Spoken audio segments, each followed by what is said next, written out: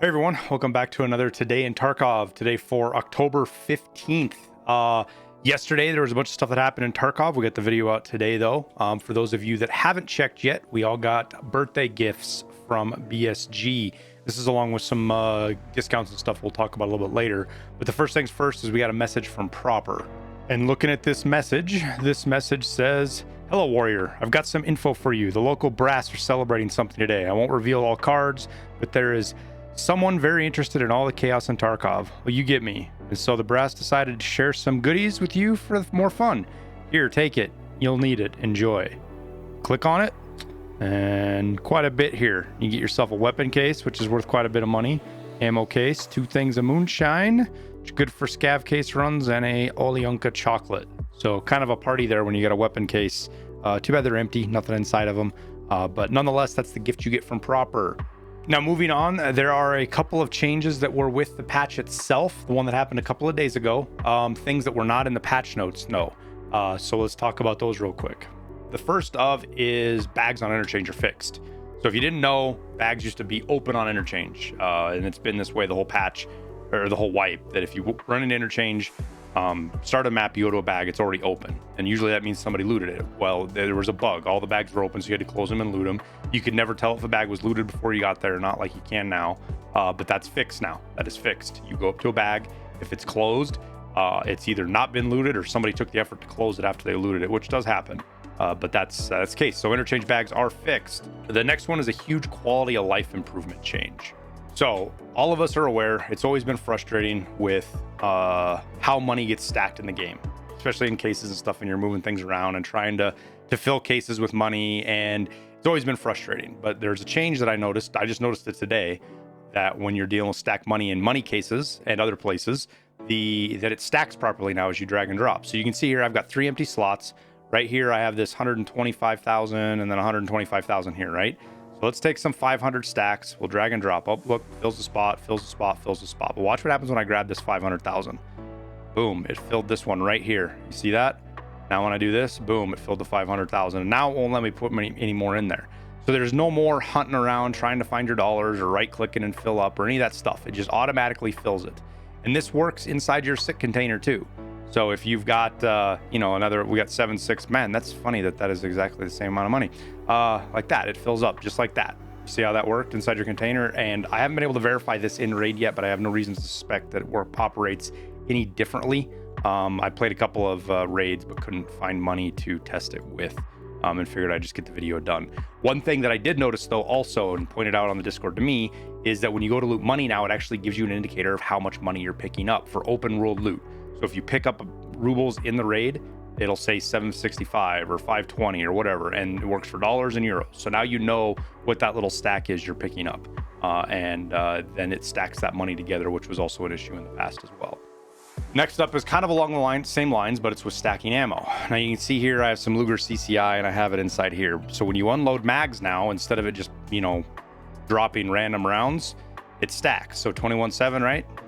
21.42. Now if I unload this 3, same deal, puts it right there. So you're stacking ammo now. When you unload, it'll stack. It's kind of buggy. It doesn't work 100% of the time. I had to do like 6 different scenarios to get it to where it work when I did it right here for you guys. But it's in the process, which is good. On top of this, when you unload mags in raid, it stacks the like ammo. Instead of starting, let's say you unload 5 rounds and you get out of your inventory because you hear something and you go back to unloading ammo again, it'll put that ammo in that stack again. It won't set another stack that you have to combine and put together. So cool little quality of life feature changes. I wish they were in the patch notes. They're not, but hey, it gives me an opportunity to talk to you guys about something on YouTube here. Looking at my list, the other one I'm forgetting about something. Oh yeah, when you unload a mag, I had it right here, and it's got different types of ammo. You don't have to do it 3 times. I've got 3 types of ammo in this mag now. When I click unload ammo, they all 3 pop out. It empties the whole mag now. So kind of a little cool feature that just makes getting ammo out of mags in your hideout a little bit easier. So the other thing I really want to talk about changes in the game were playing the last couple of days. It has been absolutely fantastic. The game, not just because I'm running anywhere from 10 to 30 frames more on every map across the board, just kind of depends on where you're at, but I'm running between 10 and 30 frames higher. The game just feels smoother. The UI is better. The hideout's better. Everything's just functioning better. So it was a great patch for optimization. I know a lot of us want more content, but we've got to be grateful when we do get patches that fix a lot of long-standing issues and just make the game's quality of life better, because those are huge steps and they tend to get forgotten about. There's a lot of quality of life changes over the last couple of years that they're just part of the game now and nobody even thought about them, but they were pretty big changes when they came in. So just keep that in mind when you're worried about new content, that they are still making the game better. And lastly, if you guys see anything else, let us know in the comments. Little things that they've changed or tweaked that have made the game better. Make sure you let us know, because that's you guys. The Discord's told me a lot of these. You guys, I see some of them in the comments. You know, the unloading mag one was one of them that somebody said in the comments of one of my last videos, and then I can share it with everybody and we can all know about them. So I appreciate those comments in there, not just because of the algorithm, but for the information shared. And if you're finding bugs, make sure you report them. I know it seems tedious and I know it can get annoying, but it does help out. It helps those guys find stuff and narrow things down so that they can fix them. On top of this, they did another update this morning that updated a couple of things, a couple of quick bug fixes. They had sniper scavs on shoreline were ignoring players, so that's been fixed. So if you've been running by sniper scav and it wasn't shooting you, make sure you're cautious now, because you might get popped. Ergonomic stats were not changing in raid when you were changing attachments around, so they've attempted to fix that. The KS-23 shotgun was still aiming low. They've patched that. Cartridges that had the found in raid status were automatically stacking with cartridges without the status. It's kind of the way it old worked. They fixed that, so now you don't ruin your find and raid ammo that you want to sell. There was also a thing, and this has been a problem in the past, but bots could shoot while changing positions. So while they're going prone, basically is when you see it is in the process of growing prone or even doing a dolphin dive almost, they would be shooting at you, which sucks, especially if you're playing like a raider or a scav boss, because they just beam you and kill you. And then they also fixed a bug where bots were not responding to commands. This is on the player scav side of things, where you're giving bots commands and they wouldn't listen, so they patched that. So just a couple of quick patches they did this morning. On top of that, they also announced they are doing their yearly sale they do for the BSG birthday, Battlestate Games' birthday. It's 7 years. So they are offering a 25% discount on all products, which just means they're different packages, you know, Edge of Darkness, Left Behind, Standard Edition, all that stuff. So if you have buddies that have been waiting for a sale to get in, now's the time to do it. The sale will only last till the 16th, so you only got a couple of days. Or if you've been waiting to upgrade the game, this is a chance to do it and do it a little bit cheaper. There was some cool stuff I had picked up last night I was going to talk about today, but then I woke up this morning and saw Logical Solutions was banned. And I wasn't totally sure I was going to talk about it. I wasn't sure if it was a big enough deal or if it wasn't, but because of some things, how it affects me directly, how I work with him, I pull a lot of information that I share with you guys from him. I felt I was kind of obligated to talk about it a little bit. I didn't want to just ignore it and feel like I was sweeping under the rug or not giving it its due course to talk about. Full disclosure, I'm friendly with Logic. I wouldn't say we're buddies. You know, we've had some Discord chats and stuff like that. He's helped me out with some IT issues in the past, and I've passed some information along to him when we're going through stuff. Just professional, friendly relationship, if you will. And as you guys know, I pull a lot of information from my videos from him to feed to you guys, so you know what's going on. So that being said, I want to try to be impartial as here as I can. Just get the information out there, talk about some of it a little bit. And I was able to ask him directly, you know, does he use third-party programs of any kind, not even hacks or anything, but does he use any third-party programs? Does he data mine, or does he cheat in any way? And here is his response, quoted. I'll put it right up here. You guys can see it. He says, correct, for the record, I have zero tools or knowledge on how to acquire the data from Battlestate that I present.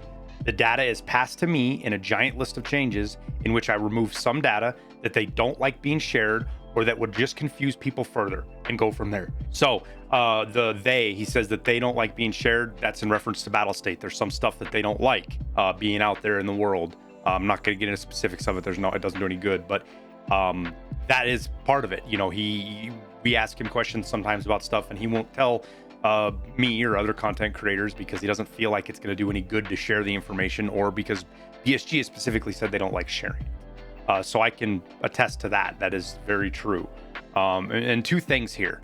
I believe when he says he isn't cheating, not because I play with him or I know him personally or I've seen him, but it doesn't make sense. A guy that's doing what he's doing, that is known for what he's doing, he has zero to gain by hacking, cheating, or anything like that, and everything to lose, as you can see. And then second, he's assuming that something to do with how he passes along data, or data mining, if you will, is a part of why he was banned. He doesn't know that. That's his assumption. He has received, up to the point of making this video, no communication from BSG. We haven't seen anything from BSG, which we usually don't. And until he does, we don't know why he was banned other than the email that he shared on his Twitter account. Now, we know false bans are a thing. And if you're a streamer like Tweak or HyperRat, just two of the big names that I can think of off the top of my head, that got banned and got unbanned because they were falsely banned, it's pretty hard for regular Joes to get that same attention. You know, just inherently part of the process. If you have a platform and a voice, you're going to be easily heard, and there's more incentive to take care of you quickly. But there are guys out there that get banned. You know, according to BSG, the vast majority of people are false, that are properly banned. They're not actual false bans, that they don't do it all that often, but it does happen. And some of those people can take months to even hear anything back from BSG or BattleEye or anything like that.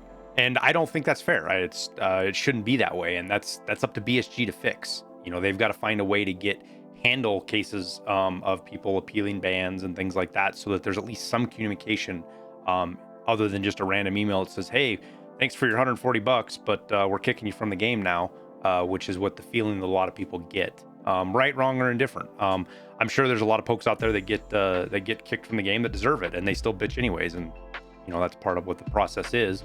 But this one here strikes me as odd from my perspective, which is why we're talking about it. And let's say we go down the hypothetical path that Logic was banned because he shares data mined information, not because he does it himself, take him for his word, but that he just passes along information that he's given.